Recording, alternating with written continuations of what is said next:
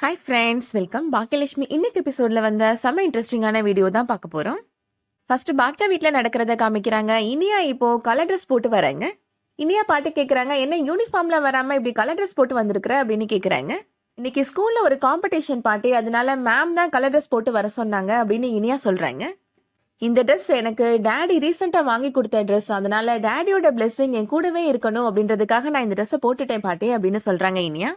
இப்போ இனியாவோட தாத்தா ரொம்ப பதட்டமா அங்கிருந்து வராரு. முக்கியமான வேலை இருக்கு, நான் வெளியில கிளம்புறேன் அப்படின்னு சொல்றாரு.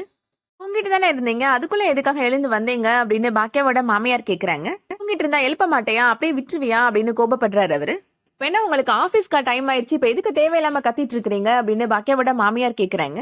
நின்று நிதானமா பேசுறதுக்குலாம் எனக்கு டைம் கிடையாது, நான் கிளம்புறேன் அப்படின்னு சொல்றாரு. காஃபியாவது குடிச்சிட்டு போங்க அப்படின்னு காஃபி எடுத்து வந்து கொடுக்குறாங்க பாக்கியாவோட மாமியார். பாக்கியாவோட மாமனார் இப்போ அந்த காஃபி டம்ளரை கீழே தள்ளி விட்டுறாரு. உங்களுக்கு என்ன பைத்தியமா பிடிச்சிருக்கு அப்படின்னு பாக்கியாவோட மாமியார் கோபப்படுறாங்க. பையன் பண்ண காரியத்தினால எனக்கு இப்ப பைத்தியம் தான் பிடிச்சிருக்கு அப்படின்னு கோபமா கத்துறாரு அவரு. என்ன விஷயம், தயவு செஞ்சு என்கிட்ட சொல்லுங்க அப்படின்னு அவங்க கேக்குறாங்க. இப்போ பாக்கியாவோட மாமனார் சொல்றாரு, இன்னைக்கு கோபி ராதிகாவை கல்யாணம் பண்ணிக்க போறான் அப்படின்னு சொல்றாரு. கேட்ட உடனே ஈஸ்வரி ரொம்ப டென்ஷன் ஆயிடுறாங்க. அவனை அப்படியே போன் விட்டுட்டு வந்துட்டீங்களா அப்படின்னு கேக்குறாங்க.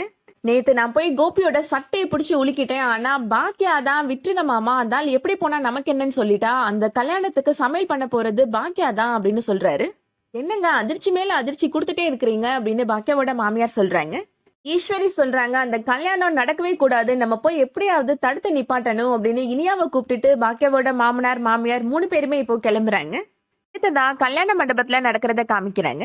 செல்வி பாக்கியாட்ட கேக்குறாங்க, அக்கா உனக்கு கொஞ்சம் கூட வருத்தமே இல்லையாக்கா அப்படின்னு கேக்குறாங்க. தைரியமா சமையல் பண்ணிட்டு இருக்கிற அப்படின்னு கேக்குறாங்க. சமையல் பண்றதுக்கு எதுக்கு செல்வி தைரியம் வேணும் அப்படின்னு பாக்கியா கேக்குறாங்க.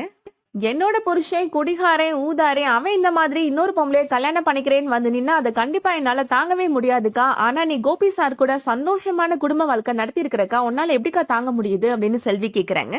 பாக்கியாவுக்கும் இப்ப மனசுக்கு கஷ்டமா தான் இருக்கு. செல்வியை ஹக் பண்ணிட்டு அழுறாங்க. பாக்கியா சொல்றாங்க, நான் இந்த சமையல் வேலை ஆரம்பிச்சதுக்கு அப்புறம் எத்தனையோ தடவை அவர் சொன்னதுக்காக இந்த வேலையை நான் விட்டுருக்கேன், ஆனா இப்ப கடைசியா என் கூட இருக்கிறது அந்த வேலை மட்டும்தான் அப்படின்னு சொல்றாங்க பாக்கியா. அதெல்லாம் இருக்கட்டும்க்கா, இன்னும் கொஞ்ச நேரத்துல கோபி சாருக்கு கல்யாணம் ஆக போது, அதுக்கப்புறமா உன்னோட புருஷன் உனக்கு இல்லைன்னு ஆயிரும்க்கா அப்படின்னு சொல்றாங்க செல்வி. உண்மையிலே கொஞ்சம் கூட வருத்தம் இல்லையாக்கா அப்படின்னு கேக்குறாங்க. ஆனா பாக்கியா பதில் எதுவுமே சொல்லாம எனக்கு வடை போட போகணும் அப்படின்னு சொல்லிட்டு போயிடுறாங்க. அடுத்ததா இப்போ கோபியும் ராதிகாவும் ஸ்டேஜ்ல வந்து உட்காந்துடுறாங்க. செல்வியும் செல்வி கூட வேலை பாக்குற லேடிஸும் இப்ப அதை பாக்குறாங்க. செல்வி சொல்றாங்க, இந்த ராதிகாவுக்கு எவ்வளவு திமிர் இருந்தா இவ்வளவு தைரியமா வந்து உட்காந்துட்டு இருப்பா அப்படின்னு சொல்றாங்க செல்வி. பாக்கியாக்கா, யாருக்கும் தெரியாம விடுற கண்ணீர் கண்டிப்பா இந்த ராதிகாவையும் கோபி சாரையும் சும்மா விடாது அப்படின்னு சொல்றாங்க. ஒரு பக்கம் கோபியோட அப்பா அம்மா இனியா 3 பேருமே ஆட்டோல இப்போ மண்டபத்துக்கு வந்துட்டு இருக்கிறாங்க. எவ்வளவு நேரம் ஆகுப்பா அப்படின்னு கேக்குறாங்க. இன்னும் 15 நிமிஷத்துல போயிடலாமா அப்படின்னு ஆட்டோ டிரைவர் சொல்றாரு. கோபியும் ராதிகாவும் இப்போ கல்யாணத்துக்கு முன்னாடி செய்ய வேண்டிய எல்லா சடங்கையும் பண்ணிட்டு இருக்காங்க. ஒரு பக்கம் பாக்கியாவுக்கு அவங்களோட கல்யாணத்துல நடந்த நிகழ்வுகள் எல்லாம் ஞாபகத்துக்கு வருது. ரொம்ப கவலையா உட்காந்து வடை போட்டுட்டு இருக்காங்க.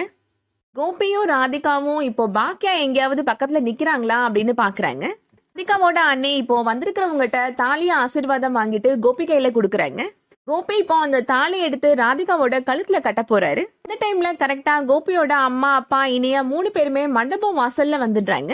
அவங்க அந்த கல்யாணத்தை தடுத்து நிப்பாட்டுவாங்களா இல்ல அதுக்குள்ள கோபி தாலி கட்டிடுவாரா அப்படின்றத வெயிட் பண்ணி பார்க்கலாம்.